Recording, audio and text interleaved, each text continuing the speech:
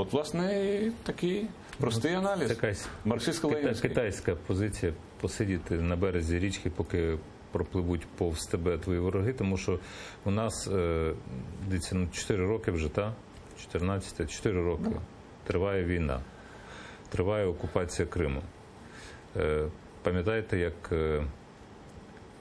ми були здивовані тоді всі, в той час, коли відбувалася окупація, здивовані бездіяльністю української влади.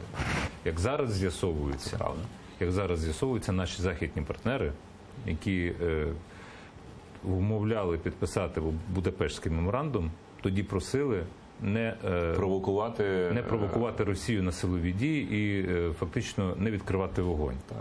Це ж саме вони робили в Грузії, коли почалася російська агресія 2008 року. Так само перші реакції були, ну не лізьте, ви ж самі їх спровокували, тобто не треба нічого робити. На що ж ми їх спровокували? Ні, не ми, а грузини.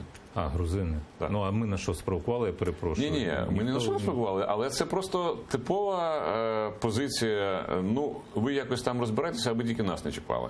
На жаль, це цинізм сучасних міжнародних відносин, але ми повинні робити все, щоб... Коли Україна навчиться подібному цинізму, мені цікаво, тому що ми постійно озираємося, а що скаже Берлін, що скаже Вашингтон, що скаже Лондон і так далі і тому подібне. Вони кажуть, не стріляйте. В результаті Крим втиху просто відтяли забрали, і в ганебний спосіб відтяли. Я хочу нагадати ці кадри, коли, ви напевно пам'ятаєте, як курсанти військового училища виконували гімн України.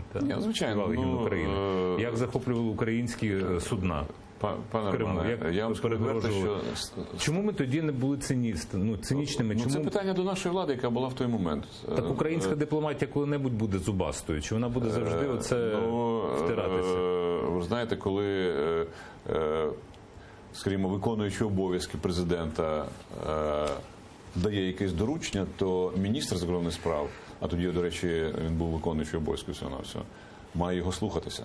Це теж речі, які є реальними. А чому наша влада в той момент виявилася абсолютно безхребетною і нездатною на прийняття рішення, це вже питання до тих, хто тоді цю владу очолював. І ми знаємо їх поіменно. Які були міжнародні наслідки, якби Україна почала захищати власну територію? Абсолютно ніяких. Тобто статут, до речі, ООН передбачає право на самооборону. Стаття 51, якщо не помиляюся. В Криму тоді б спалахнула війна. Почекайте. Ви знаєте, коли невідомі люди, як було сказано з російського боку, це не російські військові, почали щось захоплювати, значить це було просто бандитський напад на державні установи. Що робить в таких випадках держава? Вона захищає себе, тобто ліквідовує цих невпізнаних ніким бандитів, які намагаються захопити, скажімо, там Раду міністрів Республіки Крим.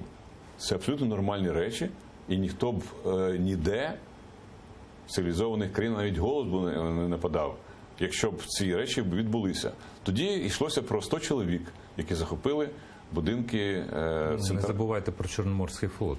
Це Чорноморський флот... 20-25 тисяч російських військових на українській території, причому з військовим оснащенням. Ні.